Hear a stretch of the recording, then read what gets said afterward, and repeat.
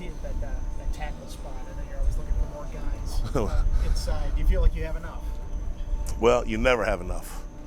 It doesn't matter if it's tackles, ends, you never have enough because it's the most physically demanding position, in my opinion, in all sports.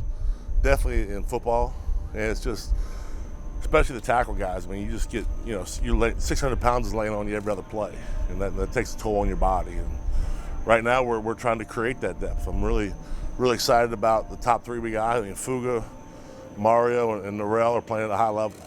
I think we can win a championship with those guys. The rest of them, they got to keep coming along. Has Mario picked up where he left off? I mean, I know he didn't practice much in the spring. He did.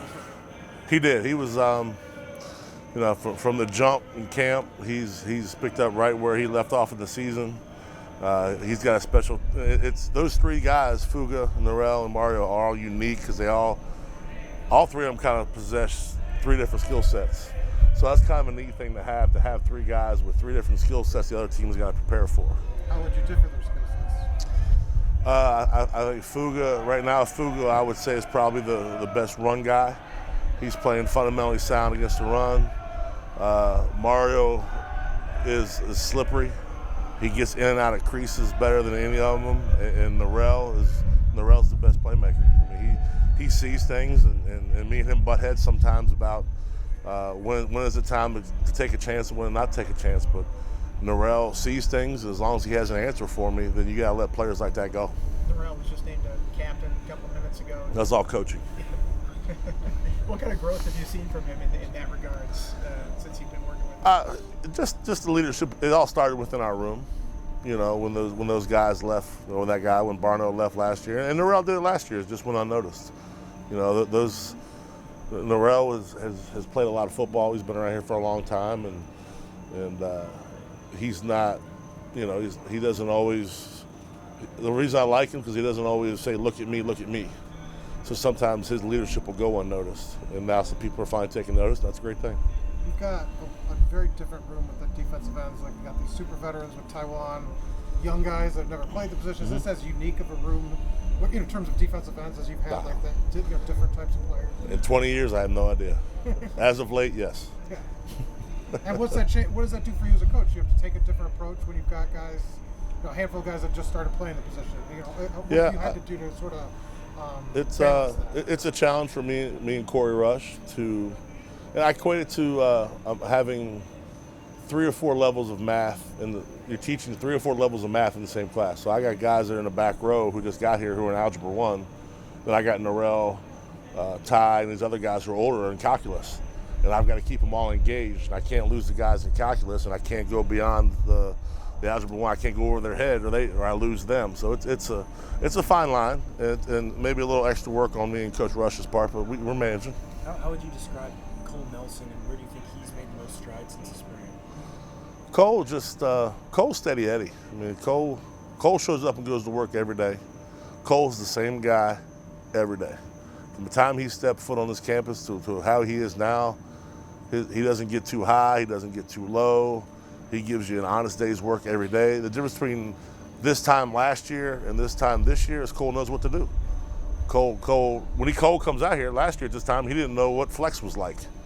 You got to realize these guys who come out here for the first time, these freshmen, we have expectations for them.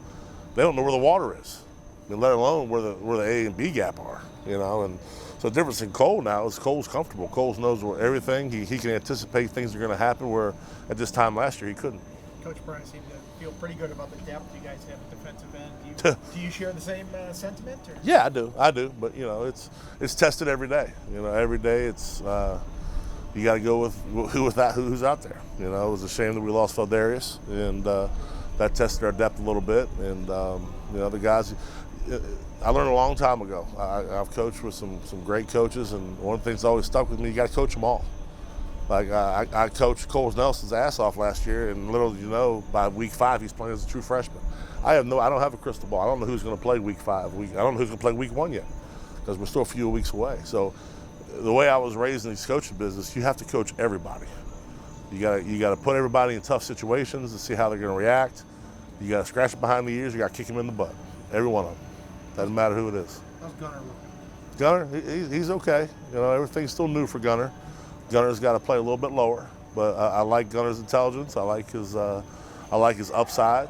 And once again, the guy's only had 20 practices in college. I mean, the expectation for these kids nowadays is off the charts because of social media. Let's just pump the brakes. I mean, I was a pretty good player. I was a 3rd round draft pick. I got redshirted. So, you know, what does that mean? It's just I'm excited Gunner, and Gunner's going to be a good player. It's just you know, he's struggling with some things right now, but he's getting better. What have you seen from Wilfred Panay, who, you know, came to your room last year? He's only been playing football for 3-4 years, I think, at most. I'm not even sure. Willie P's made great strides coming from, you know, tight end, where, you know, all of a sudden he's given to us, and he didn't get a chance to go through camp. You know, he was given to us into the season, so he was just thrown in an individual. And at the time, I didn't really have a lot of time to spend with him during practice. With him, it was time after practice. It was time with Corey Rush, extra meetings with him to try to catch him up. And the one thing about Willie P is he's really motivated, and he'll mess up one time and he'll fix it the next. And the great thing about coaching a guy like that is that every day he's learning something new, and that's exciting because once he learns it, he doesn't repeat the mistake. And how advantageous, I mean, you have that top 3 at defensive tackle who've been here since 3-4 seasons. This is their 3rd or 4th season regularly playing. How advantageous is that as you prep for the season now, knowing that you have that type of experience at the top and 3 guys? I mean, nothing can replace experience. I mean, think about it every day in our own lives. I mean, it's, you know, experience is huge, and I'm glad we have it. Are you a lake guy? You enjoy the lake? No, I'm a beach guy. Okay. I like the lake, but I like walking in and walking out. I don't like those little ladders you got to climb up to get out of the lake. Yeah. Was that a welcome day off? I mean, did it look like the players No, enjoyed it? I'm sure they did. You did?